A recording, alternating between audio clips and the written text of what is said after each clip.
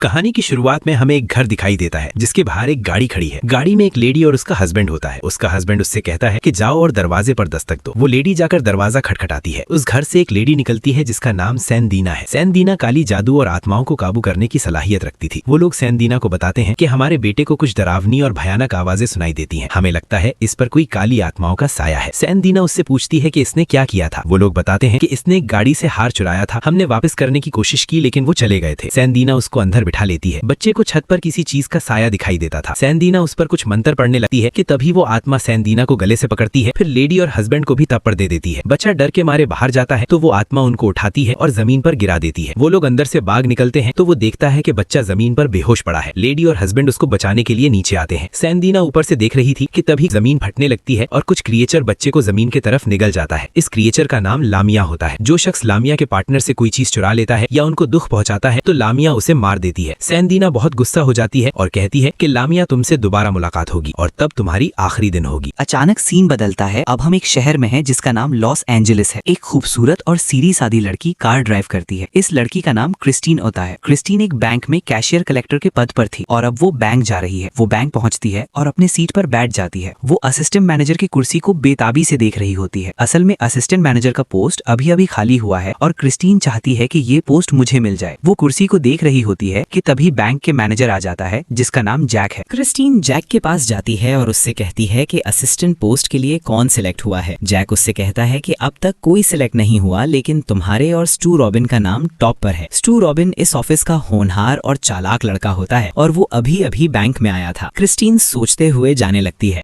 Jack उससे कहता है कि अगर तुम कैंटीन चली जाओगी तो मेरे लिए भी सैंडविच लेके आना। इसी वक्त स्टू भी उठ जाता है और क्रिस्टीन से कहता है कि मेरे लिए भी एक ले आना। क्रिस्टीन ऑफिस से निकल जाती है क्योंकि लंच ब्रेक था और अपने बॉयफ्रेंड के पास आती है। उसके बॉयफ्रेंड का नाम क्ले होता है जो कॉइन कलेक्टर होता है। क्रिस्टीन क्ले से कहती है कि मुझे लगा था अब तक तुम्हारी बियर्ड आ गई होगी। क्ले कहता है कि मुझे भी लगा था कि आ जाएगी लेकिन नहीं आई। ये लोग 3 साल से डेट कर रहे हैं और एक दूसरे के साथ बिल्कुल खुश हैं। क्रिस्टीन उसको पुराने जमाने का कॉइन देता है और कहती है कि ये मुझे बैंक से मिला। क्ले कॉइन को देखकर बहुत खुश हो जाता है। फिर क्रिस्टीन वहां से जाने लगती है क्योंकि लंच ब्रेक खत्म होने वाला था। वो जैसे ही निकलती है कि क्ले के मॉम का कॉल आ जाता है। क्ले उनसे कहता है कि मैं क्रिस्टीन के साथ था। मॉम उससे कहती हैं कि मैंने तुम्हारे लिए लड़की देख ली है, तुम क्रिस्टीन को छोड़ दो। क्रिस्टीन बाहर खड़ी उसके बातें सुन रही थी। वो क्ले के मॉम की बातें सुनकर बहुत अपसेट हो गई और वहां से चली गई। वो ऑफिस वापस आ जाती है। साथ में जैक और स्टू के लिए सैंडविच लेकर आई थी। क्रिस्टीन फिर से अपनी सीट पर बैठ जाती है और कुर्सी को देखने लगती है कि तभी एक खतरनाक और बहुत ही डरावनी बूढ़ी क्रिस्टीन के पास आ चुकी थी। इस बूढ़ियन की नाम गनूश था जिसके चेहरे पर रिंकल थे और उसकी आंखें बहुत अजीब सी थी। गनूश क्रिस्टीन से कहती है कि मेरे घर के बाहर आपकी बैंक के साथी आ गए हैं और मेरा घर उजाड़ना चाहते हैं। दरअसल गनूश ने बैंक से लोन लिया था और लोन पे करने के लिए गनूश के पास रकम नहीं था, इसलिए बैंक वाले उसका घर लेना चाहते थे। गनूश क्रिस्टीन से कहती है कि मुझे कोई एक एक्सटेंशन दे दो, मैं बैंक को लोन चुका दूंगी। क्रिस्टीन उससे कहती है कि आपने पहले ही 2 एक्सटेंशन लिया है, मुझे नहीं लगता कि बैंक वाले तुम्हें कुछ और एक्सटेंशन देंगे, लेकिन मैं फिर भी मैनेजर से बात करती हूँ, शायद एक्सटेंशन दे दें। क्रिस्टीन जैक के पास जाती है और कहती है कि सर मेरे लिए अगर हो सके तो इस लेडी को एक्सटेंशन दे दो। जैक कहता है कि मैं एक्सटेंशन जरूर देता लेकिन इस लेडी ने पहले ही 2 एक्सटेंशन लिया है, अब हम इसको मजीद एक्सटेंशन नहीं दे सकते। क्रिस्टीन वापस आती है और गनूश से कहती है मुझे माफ करना, मेरा मैनेजर एक्सटेंशन नहीं देना चाहते क्योंकि आपने पहले 2 एक्सटेंशन लिया है। गनूश उससे गिड़गिड़ाती है और क्रिस्टीन के पांव पकड़ती है कि प्लीज मुझे एक्सटेंशन दिलवाओ, मेरे पास रहने को कोई जगह नहीं है। क्रिस्टीन गार्ड्स को बुलाती है कि इसे बाहर निकालो। गनूश बहुत गुस्सा हो जाती है और क्रिस्टीन से कहती है कि तुमने मुझे बेइज्जत किया, तुम्हें इसकी कीमत चुकानी पड़ेगी। क्रिस्टीन बहुत खफा थी लेकिन एक्सटेंशन दिलवाना उसके बस में नहीं था। गनूश को गार्ड्स बाहर निकालती हैं और वो येलो कलर की टैक्सी में बैठ जाती है। शाम को जब क्रिस्टीन घर जाने के लिए पार्किंग में आ जाती है तो वही टैक्सी पार्किंग में खड़ी थी। क्रिस्टीन बहुत घबरा जाती है कि ये टैक्सी यहाँ कैसे आई। खैर वो टैक्सी को इग्नोर करके अपने कार में बैठ जाती है तो उसको टैक्सी से उस लेडी गनूश की आवाजें सुनाई देती हैं। अचानक टैक्सी से एक कपड़ा बाहर निकलती है और हवा में आकर क्रिस्टीन के कार के शीशे पर चिपक जाती है।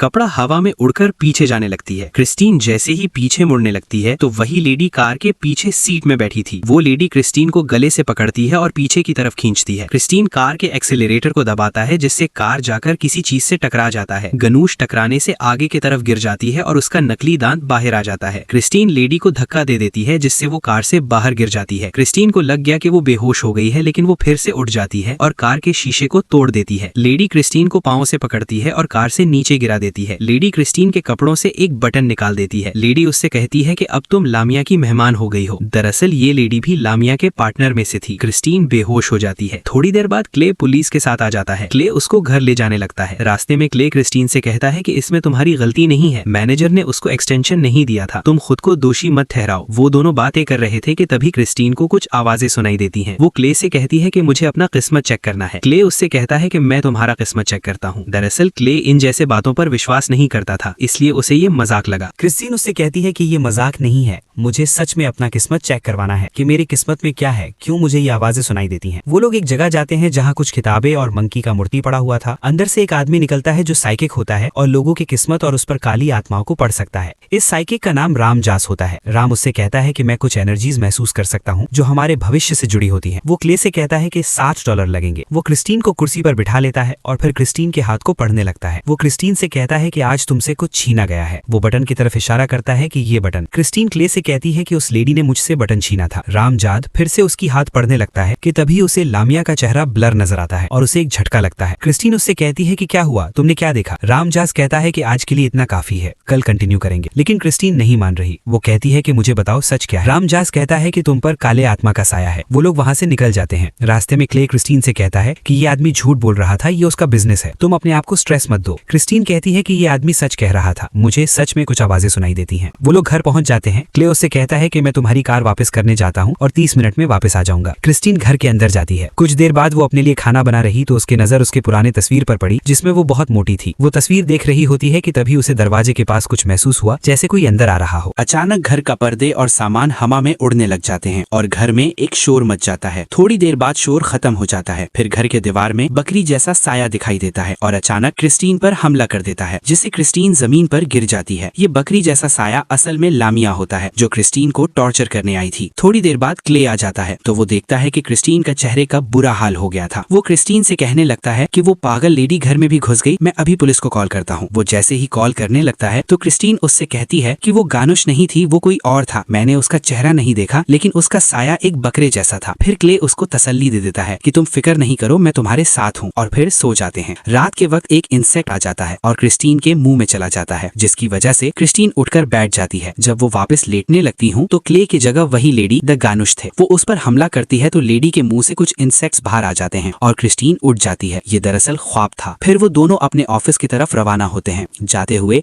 क्ले क्रिस्टीन से कहता है कि आज फिर कोई लेडी से पंगा मत लेना। क्रिस्टीन अपने सीट पर बैठ जाती है तो उसके पीठ में कोई गड़बड़ हो रही थी। ये दरअसल वही इंसेक्ट की वजह से हो रहा था जो रात में क्रिस्टीन के मुंह में घुस गया था। फिर स्टू रॉबिन आता है और क्रिस्टीन से कहता है कि मैनेजर ने कहा है कि मुझे लोन प्रोसीजर के बारे में बताओ। क्रिस्टीन उसे प्रोसीजर बताने लगती है कि तभी स्टू का हाथ उसे लेडी गानुश की तरह महसूस होता है। वो बताते हुए बहुत हिचकिचाती है। फिर वो उठ जाती है और स्टू से कहती है कि अपना गंदा हाथ मेरे केबल से हटाओ। स्टू वहाँ से उठकर जाने लगता है। फिर थोड़ी देर बाद क्रिस्टीन को किसी की कॉल आती है। वो कॉल पर बात कर रही होती है कि तभी क्रिस्टीन के नाक से खून पेपर पर गिरता है। इसी वक्त जैक आता है और क्रिस्टीन से कहता है कि तुम्हारी नाक से खून गिर रहा है। जैक क्रिस्टीन को कपड़ा दे रहा होता है कि क्रिस्टीन के मुंह से बहुत तेज खून बहना स्टार्ट हो जाता है और खून जाकर जैक के चेहरे पर लग जाता है। क्रिस्टीन घबराकर वहाँ से जाने लगती है। सारा ऑफिस खून से गंदा हो जाता है। फिर क्रिस्टीन एक घर के पास जाती है तो वो टैक्सी भी वहाँ खड़ी होती है जिसमें लेडी गैनुश बैठी हुई थी और बेसमेंट में खड़ी थी। क्रिस्टीन घर का दरवाजा पर दस्तक देती है तो अंदर से एक खातून निकलती है और क्रिस्टीन से पूछती है कि तुम कौन हो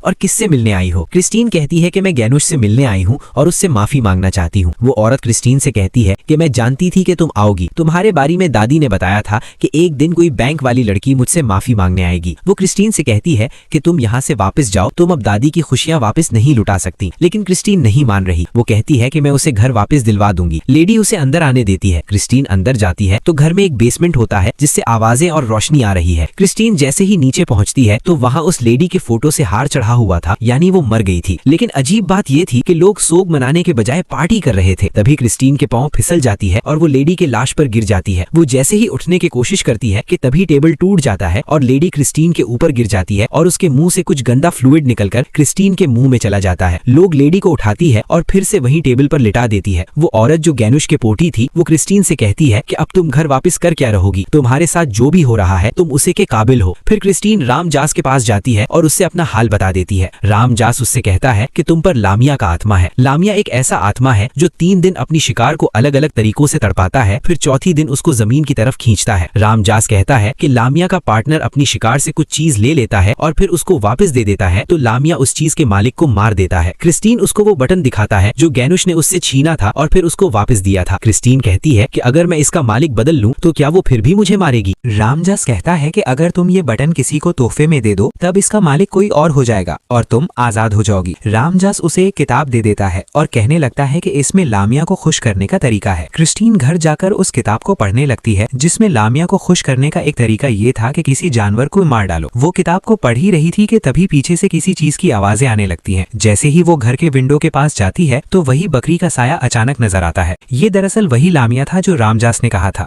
क्रिस्टीन डर के मारे ऊपर की तरफ भाग जाती है। वो छुपने के लिए कमरे में जाती है, लेकिन वो पीछे मुड़कर देखती है कि लामिया गया या नहीं, तो उसे सीढ़ियों पर बकरे का ऊपर आना लगता है। वो कमरे का दरवाजा लॉक करती है। क्रिस्टीन अपने बॉयफ्रेंड क्ले को कॉल करने लगती है कि तभी उसके फोन का बैटरी अचानक डाउन होने लगता है। क्रिस्टीन कमरे की खिड़की को बंद करने जाती है कि तभी लामिया आ जाता है और उसे हवा में घुमाकर अलमारी पर पटक देती है। फिर क्रिस्टीन वहां से उठ जाती है और अपनी बिल्ली जिसका नाम किट्टी है उसे मार देती है ताकि लामिया खुश हो जाए। क्रिस्टीन किट्टी को अपने गार्डन में गाड़ देती है। तभी क्ले आ जाता है और क्रिस्टीन से पूछता है कि तुम यहाँ क्या कर रही थी। क्रिस्टीन घबरा जाती है कि कहीं क्ले ने उसे देख तो नहीं लिया। वो क्ले को बहाना बनाता है कि मैं टमाटर लेने आई थी, लेकिन गार्डन में टमाटर खत्म हो गया है। क्ले क्रिस्टीन से कहता है कि मैं तुम्हें लेने आया था ताकि मैं तुम्हें अपनी माता पिता समनी ले जा सकूं। क्रिस्टीन कहती है कि मैं कपड़ी चेंज कराता हूँ। क्रिस्टीन तैयार होती है और वो लोग क्ले के घर पहुँच जाते हैं। क्ले अपने माता पिता को क्रिस्टीन इंट्रोड्यूस करवाता है और फिर वो चाय पीने के लिए बैठ जाते हैं। क्रिस्टीन केक खाने लगती है तो उसे केक में उसे लेडी गनूश की आंख नजर आती है, तो क्रिस्टीन आंख पर छुरी खोप लेती है जिससे प्लेट में खून आ जाता है। फिर खून गायब हो जाता है। दरअसल ये सब कुछ जो क्रिस्टीन के साथ हो रहा था ये सिर्फ क्रिस्टीन को दिखाई देता था, बाकी सब लोग अपने गपशप में बिजी थे। क्रिस्टीन फिर से केक खाने लगती है तो उसके मुंह से मच्छर बाहर निकलता है। ये दरअसल वही मच्छर था जो रात में क्रिस्टीन के मुंह में घुस गया था। फिर उसको दरवाजे से कुछ चीखने की आवाजें आती हैं। वो कानों पर हाथ रख लेती है ताकि शोर कम हो जाए, लेकिन आवाजें और तेज होती जा रही थी। आखिरकार वो ग्लास उठाकर दरवाजे पर मारती है और दरवाजे की तरफ कहने लगती है कि मेरा पीछा छोड़ो। वो सब लोग हैरान होते हैं कि क्रिस्टीन को क्या हुआ। फिर क्रिस्टीन वहाँ से जाने लगती है। क्ले भी उसके पीछे आता है, लेकिन उसके माँ ने उसे रोक लिया कि इस लड़की का पीछा छोड़ो, ये एक पागल लड़की है। क्रिस्टीन वहाँ से सीधा रमजास के पास आती है और उसे डांटता है कि तुमने मुझे गलत तरीका बताया था। मैंने अपने किटी को मार दिया, लेकिन लामिया फिर भी खुश नहीं हुआ। रमजास उससे कहता है कि मैं एक महिला को जानता हूँ जो लामिया को कंट्रोल कर सकती है और सिर्फ वही तुम्हारी मदद कर सकती है, लेकिन उसके लिए $10,000 चाहिए। क्रिस्टीन एक गरीब लड़की है और उसके पास इतना पैसा भी नहीं है, इसलिए वो अपने बैंक मैनेजर जैक से एडवांस सैलरी मांगती है, लेकिन जैक उसे मना करता है कि हमने पैसे किसी प्रोजेक्ट के लिए दे दिया, मुझे माफ करना, मैं इस वक्त तुम्हारी कोई मदद नहीं कर सकता। क्रिस्टीन वहाँ से निराश होकर अपने घर आ जाती है और अपने घर के सामान को इकट्ठा करने लगती है ताकि उसे बेच दे और उस लेडी का फी अदा कर सके जो क्रिस्टीन की मदद कर सकती है। क्रिस्टीन सामान इकट्ठा कर रही होती है कि तभी वो लेडी वहाँ आ जाती है और क्रिस्टीन के मुंह में अपना पूरा हाथ अंदर कर लेता है। क्रिस्टीन खुद को बचाने के लिए एक रस्सी काट देती है जिससे ऊपर कोई चीज गिरकर लेडी के सर पर लग जाता है और उसकी आंखें निकलकर क्रिस्टीन के मुंह पर लग जाते हैं। फिर सब कुछ नॉर्मल हो जाता है। क्रिस्टीन सामान को उठाकर एक दुकान पर ले जाने लगती है जहां पुराना सामान बेच दी जाती है। दुकानदार उससे $4,000 देता है जिसमें क्रिस्टीन का जेवर भी था। ये पैसे बहुत कम थे, लेकिन क्रिस्टीन को पैसों की जरूरत थी, इसलिए उसने ये सामान बेच दिया। वो घर आ जाती है और निराश होकर टेबल पर बैठ जाती है। इसी वक्त क्ले आ जाता है और क्रिस्टीन के पास बैठकर उससे कहता है कि तुमने मुझे क्यों नहीं बताया कि तुम्हें पैसों की जरूरत है। मैंने रहमजास को पैसे दे दिए हैं, अब तुम उस लेडी के पास जा सकती हो। वो लोग गाड़ी में बैठकर लेडी के पास रवाना हो जाते हैं। वो एक अजीब घर में पहुंच जाते हैं। क्रिस्टीन क्ले से कहती है कि लेडी ने मुझे अंदर अकेले आने को कहा है, इसलिए तुम बाहर रुक जाओ। क्रिस्टीन अंदर जाने लगती है और उस लेडी से मिलती है जो लामिया को काबू कर सकती थी। दरअसल ये लेडी वही औरत थी जो कहानी की शुरुआत में हमने देखा था, जिसका नाम सांदेना था। सांदेना क्रिस्टीन से कहती है कि मैं पहले भी लामिया से रूबरू हो गई हूँ और मैं बहुत बरसों से ये इंतजार में थी कि कब मैं लामिया का सामना करूंगी और उसका खात्मा करूंगी। वो लोग तरीकेकार शुरू कर देते हैं। शागिर्द एक बकरे को ले आता है। सांदेना अपने शागिर्द को एक छुरी देता है कि जब लामिया की रूह मुझ में आ जाए तो मेरा हाथ इस बकरे पर रख देना और इस बकरे को चाकू से मार देना, जिससे लामिया का खात्मा हो जाएगा। वो सब लोग एक दूसरे का हाथ पकड़ लेते हैं और कुछ मंत्र पढ़ने लगते हैं जिससे आत्मा वहां आ सकता है। कुछ देर बाद कुछ आत्माएं आ जाती हैं। सांदेना उस आत्माओं को भगा लेता है। फिर उसके बाद एक खामोशी छा जाती है। अचानक दरवाजा बहुत जोर से पीटने लगता है और एक खतरनाक चीख उठने लगती है। सब लोग अपने कानों में अंगूठे डालते हैं कि तभी लामिया आकर सांदेना के जिस्म में घुस जाता है। रहमजास लामिया से कहता है कि तुम क्या चाहती हो। लामिया कहता है कि मुझे क्रिस्टीन ब्राउन चाहिए क्योंकि इसने गैनुश को बेइज्जत किया था। क्रिस्टीन कहती है कि वो मेरा मैनेजर था जो एक्सटेंशन नहीं देना चाहता था। रामजास कहता है कि इसे माफ करो,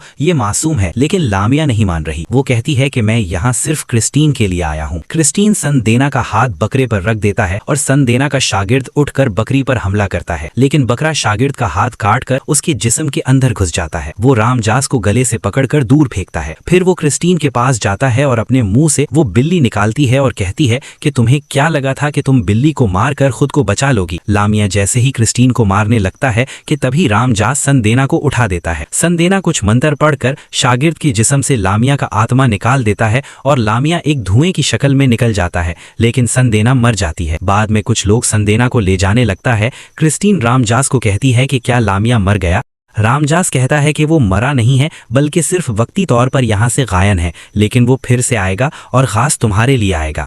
रामजास क्रिस्टीन से कहता है कि वो बटन कहाँ गया, वो मुझे दे दो। रामजास उस बटन को एक लिफाफे में रखता है और कहता है कि अगर तुम बचना चाहती हो तो इस बटन का मालिक बदलो। क्रिस्टीन वो ले लेती है और कार में क्ले के साथ बैठकर रवाना हो जाते हैं। क्ले ड्राइव करता है कि तभी कोई बूढ़ा आदमी सामने आ जाता है। बूढ़ा आदमी गिरने से बच जाता है और क्रिस्टीन से कहता है कि तुम नर्क में जाओगी। वो घर पहुंच जाते हैं। क्रिस्टीन क्ले से कहती है कि तुम आज अपने घर जाओ, मुझे कुछ काम है। वो अपने पर्स में वो लिफाफा देखने लगती है, लेकिन लिफाफा पर्स में नहीं होता। लिफाफा उस बूढ़े आदमी के टकराने से नीचे गिर गया था। क्रिस्टीन नीचे ढूंढने लग जाती है और लिफाफा उसे मिल जाता है। फिर वो एक होटल में आ जाती है और सोचने लगती है कि ये बटन किसको दूं। वो होटल में बैठे हुए सब लोगों को देखती है कि कौन इस बटन का मालिक बन सकता है। आखिर में उसकी नजर एक बूढ़े आदमी पर पड़ती है जिसको ऑक्सीजन मास्क लगा हुआ था। क्रिस्टीन को लगा कि ये आदमी वैसे भी मरने वाला है, बटन इसको दे देती हूँ। बटन देने के लिए आगे बढ़ती है कि तभी उस आदमी की वाइफ आती है। क्रिस्टीन फिर रुक जाती है ये सोचकर कि ये मर गया तो उसकी बीवी का क्या होगा। फिर वो स्टू को कॉल करती है और उससे कहती है कि 10 मिनट में यहाँ पहुंचो। स्टू वहाँ पहुंच जाता है। क्रिस्टीन चाहती थी कि वो बटन स्टू को दे दो, लेकिन स्टू अपने घर के हालात क्रिस्टीन को बताता है और रोने लगता है। तो क्रिस्टीन फिर इरादा बदलता है। फिर वो अखबार में गनूश की तस्वीर देख लेती है और उसे ये ख्याल आता है कि क्यों ना मैं ये बटन गनूश के लाश को दे दो। वो वहाँ से उठकर रामजास के पास आ जाती है और बताती है कि मैं ये बटन गनूश को देना चाहती हूँ जो मर चुकी है। क्या ये मुमकिन है? रामजास कहता है कि मरे हुए लोगों को तोहफा देना मुमकिन है, लेकिन तुम्हारा तोहफा उसे आम तोहफा लगना चाहिए। क्रिस्टीन कार में बैठ जाती है और अपने साथ कुदाल भी उठाती है ताकि गनूश के कब्र खोद सके और उसे तोहफा दे सके। वो गाड़ी ड्राइव कर रही होती है कि तभी वही कपड़ा कार के शीशे पर लटक जाता है। कपड़ा पर गनूश का चेहरा भी दिखाई देता था। क्रिस्टीन गाड़ी के ब्रशेस को ऑन करती है और कपड़ा नीचे गिरता है, लेकिन कपड़ा कार के बम्पर में अंदर आ जाता है और क्रिस्टीन के चेहरे पर फंस जाता है। क्रिस्टीन गाड़ी की ब्रेक को दबा लेती है और कपड़ा अपने चेहरे से हटाने लगती है, लेकिन कपड़ा नहीं हटता। वो गाड़ी से उतरती है और कपड़ा चेहरे से हटाकर फेंकती है, लेकिन कपड़ा उसके मुंह में जाता है। जैसे ही कपड़ा पूरा घुसने वाला था कि तभी क्रिस्टीन उसको पकड़कर बाहर निकाल देती है। फिर वो गाड़ी में दोबारा बैठकर कब्रिस्तान जाती है। बारिश भी शुरू हुआ था। क्रिस्टीन कब्र खोदती है और गनुश को वो लिफाफा दे देता है। फिर वो बाहर निकलने लगती है, लेकिन वो निकल नहीं सकती क्योंकि उसने कब्र का हाइट बहुत ज्यादा था। कब्र में पानी बहुत ज्यादा आ रहा था, जिसकी वजह से क्रिस्टीन धोबने लगती है। तभी वो लाश भी पानी की वजह से ऊपर आ जाता है।